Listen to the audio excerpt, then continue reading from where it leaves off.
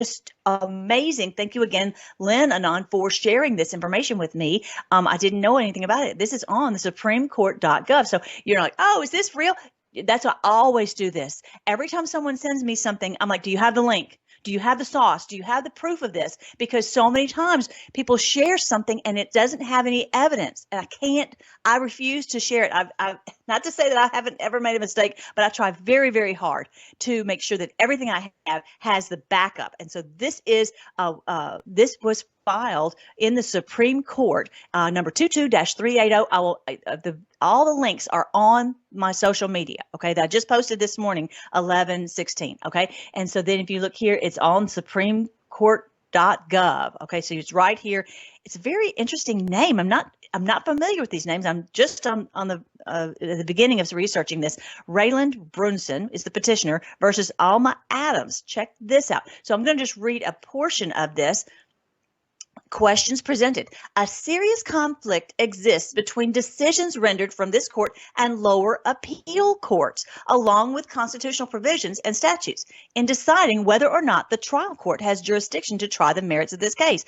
This case uncovers a serious national security breach that is unique and is of first impression, and due to the serious nature of this case, it involves the possible removal of a sitting president and vice president of the United States, along with members of the United States Congress, while deeming them unfit from ever holding office under federal, state, county, or local governments found within the United States of America. And at the same time, the trial court also has the authority to be validated by this court to authorize the swearing in of the legal and rightful heirs for president and vice president of the United States.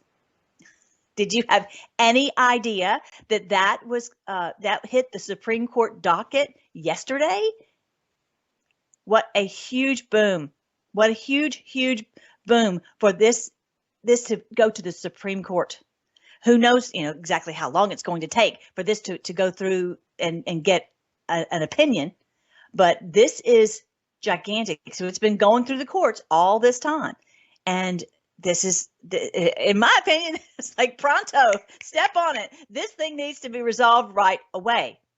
And if you remember, when President Trump was in the Alamo, not the Alamo, but the Alamo is the city near the border in Texas, he said, be careful what you wish for as far as impeachment. And we've always thought, okay, well, the impeachment would go through Congress. And I talked about this on my video just yesterday. If you're not familiar with my everything, my videos are on right here on the social media. If you're not familiar, on my Rumble and whatever, BitChute, whatever, I had posted about what could potentially happen if President Trump became Speaker of the House, which I'm all for that. They would flip out, and it would be very, in my opinion, kind of hard to get him into that position because getting all the votes. But either way, what if the impeachment comes through the Supreme Court, through this court case?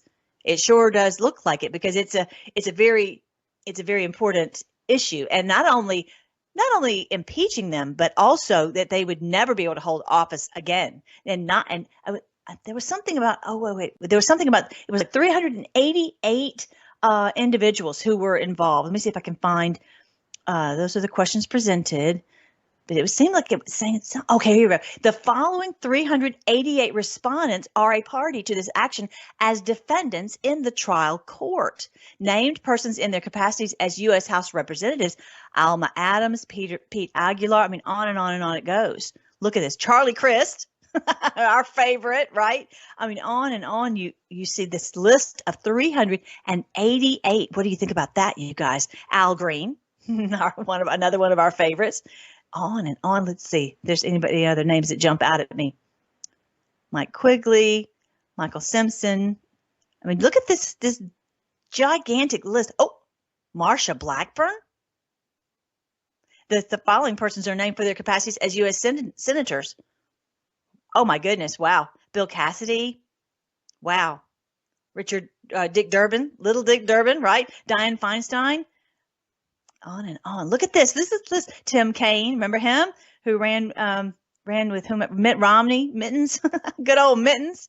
Elizabeth Warren. Look at this. This is this case. Oh, and look at this at the very end. Joseph Robinette Biden Jr. in his capacity of President of the United States, Michael Richard Pence, who is not worth 2 pence or even one, in his capacity as former Vice President of the United States, and Kamala Harris in her capacity as Vice President of the United States, and John and Jane Doe's 1 through 100. So a bunch of names that are not even listed. Now, so Mark Kelly, good old Mark Kelly, who just supposedly was listed. Oh, there's Lisa Murkowski. It looks like basically all of them. I don't know. Let's see. Is Ted Cruz? Let me see if Ted's on there. Just real quick, just for fun. Just see. Let's see. Cruz. I don't see him.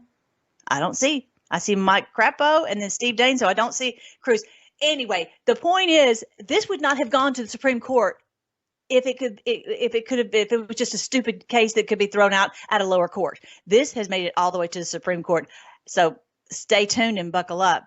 We'll see. I'm sure you won't hear anything about that on the mainstream media, but you're going to hear it on the Freedom Force Battalion. All right, so I have so much more to share with you, but I will tell you more about that when we get back from the break. And I'm proud to be an American, where at least I know I'm free. And I won't forget the men who died, who gave that right to me. And I gladly stand up next to you and defend her still today. 'Cause there ain't no doubt I love this land. God bless the USA.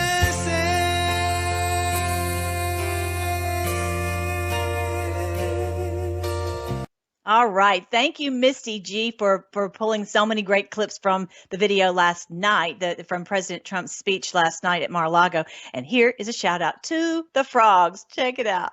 Like never before. And then COVID started coming in from China. We call it the China virus. Some people call it other things.